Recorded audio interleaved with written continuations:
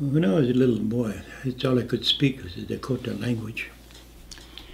And he told a lot of these stories. Call them Hotunkaka. And my interpretation of the Hotunkaka means a voice. And he used the word Hotunkaka means old. These stories come from the beginning of time, probably from that creation of the Dakota people and their language. And so he told a story about the mallards in the north coming back, migrating the fall of the year. And the Uktomi asked him, "Where are you going?" He says, "We're going south because in this up north, everything is fall of the year. Things are getting scarce, food.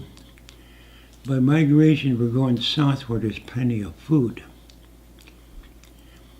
And Uktomi said when they all landed in the lake, and that's when the Uktomi was walking on the shore and the curiosity, wanted to know where they were going. And that's what he was told. We're going south where there's plenty of food and warmth. When you use the words Itoka, it means the south.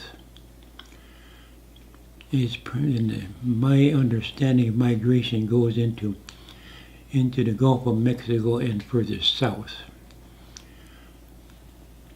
And the Uktomi says, "I want to go with you." And he says, "You can't because you're not a duck." And this drake, he was talking to the drakes. He was the leader of the flock of the mallards.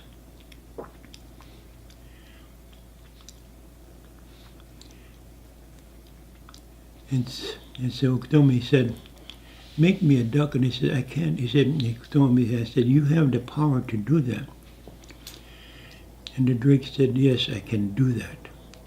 But I'm going to ask the permission of the rest." So he swam out in the middle of the lake and said they had a long conference. They talked about it. And finally the drake swam back, told Uktomi. He says, "I was given permission to make you a duck, but you have to follow the rules. He says, if you agree, then I'll do it." So that's what he did. He taught the Uktomi how to be a duck. Showed him how to swim, how to feed, everything. So showed him everything to be a duck. Oh, the other thing too, I forgot to tell in Dakota language, all the ducks swam back to the shore and plucked a feather from them and put it on Uktomi. That feather they took, they plucked him, made him a duck. So he looked at himself, and boy, sure enough, he was a mallard, he was a duck. Because the ducks came and put a feather on him. So officially he thought he was a duck. But the drake told him, Dakota told him, he says, "You have to follow these orders.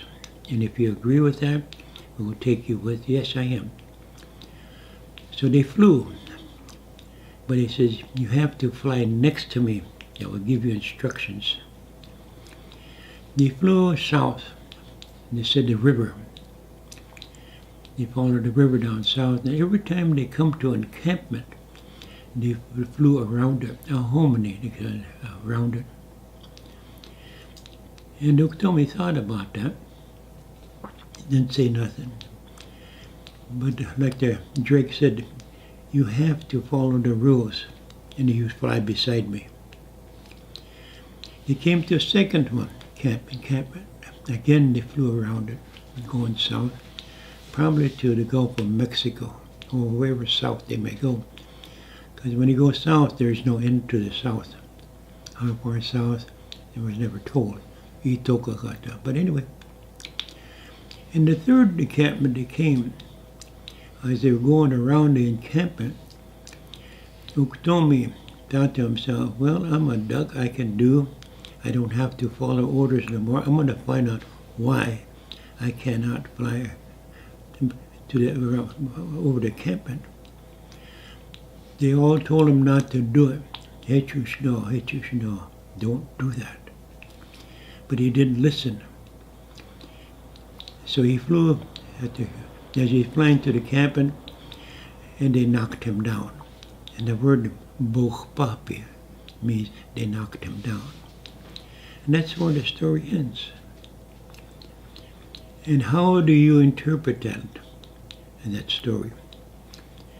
So this is what I want to find out by the Oyate people and what it means.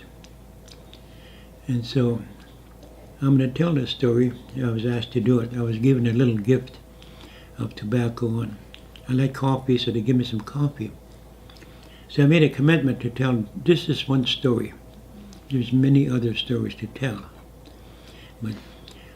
And so, see, the students can look at it or listen to it, like they say, Anagopta, listen.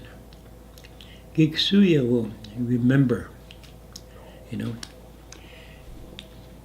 so this is what I want to initiate, if they understand it, and to see what it really means. But I'll leave it at that, and we can discuss it in depth of what an interpretation of that one story. And I would like to hear, to see, because if you have that with me, we call it wa'ushida in our language, a compassion.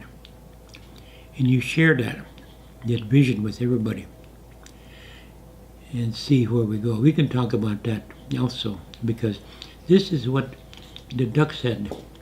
They were Dakotas of my language. I won't go in details, but they had that compassion to give them that knowledge, share that knowledge.